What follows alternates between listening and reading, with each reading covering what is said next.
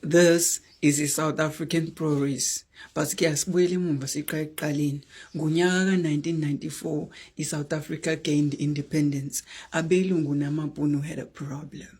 Now that South Africa is finally free, abantu can no longer be controlled. So, abelungu devised an idea. Let's create i-South African Progress as a way to suppress untomnyama. Ngonyaka 2000 waqala ku-SAP wagaya utshwala at a 20% increased rate. That means 20% of i-production yabo increase and i-target market yabo kwakuwabantu abamnyama, the black community. Abelungu namabhunu knew ukuthi the only way to suppress umntomnyama wenze sure ukuthi akawubuza umbuzo about i-economy yakhe, wenze sure ukuthi akawubuza umbuzo ukuthi ubani urun i-country, give them utshwala.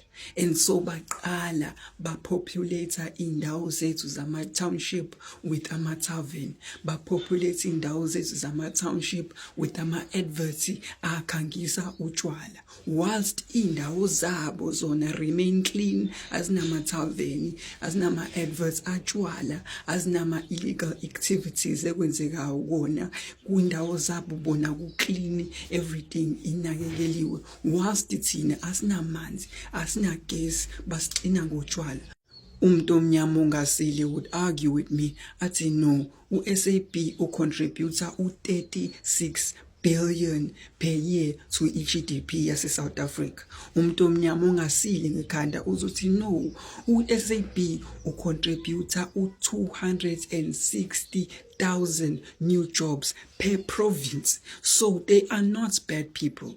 But umntomnyama osile ngengqondo knows ukuthi le mali le abayisebenzisayo beclaima ukuthi basize South Africa bayithatha from our black communities.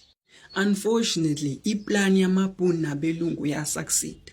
Cause mawubuka ama-stats, 60% of i-South African youth end up ikanje. Ba-end up behleli emakhaya, bephuza utshwala, be-end up be-stagnant, impilo ingayi phambili. So iplan yamabhunu nabelungu to make you not question if future ye-country yakho iyasebenza. So mina ngikusho ukuthi phuza sisi wami, phuza bhuti wami, angigxeki because I understand ukuthi ucontributor to i-industry worth 226 billion and leyo mali ayizi kuwena.